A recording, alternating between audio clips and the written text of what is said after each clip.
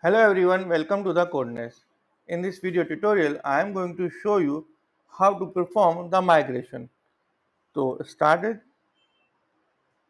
clear the screen, write the command add migration, create migration name, so product table. Now hit enter.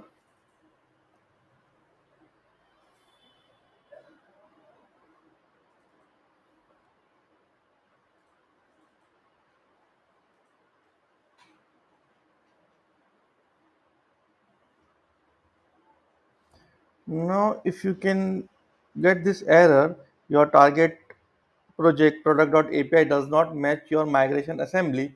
This means you are running the migration in API and your migration assembly in infrastructure. So you have to fix in this way. Just copy this line and just assign here. Now you are pointing to the migration assembly. Now again on the same command.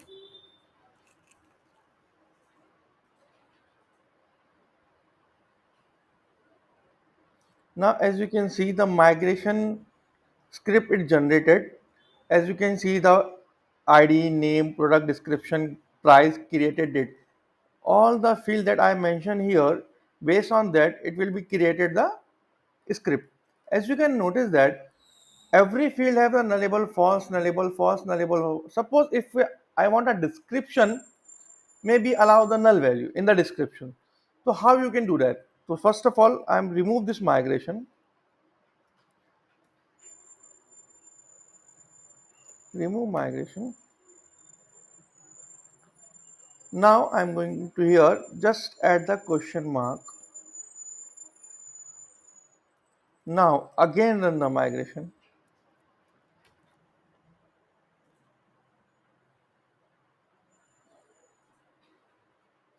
Now you can check here nullable is true. Then you can compare with the previous migration. Here the nullable is false and here nullable is true. That means the description is required, not required. If you enter the value, otherwise it will be required. Now as you can see the script is ready, then we can update the database. So update database, write the command.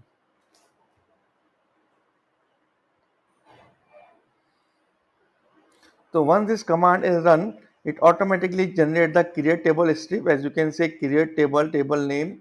It defines the data types.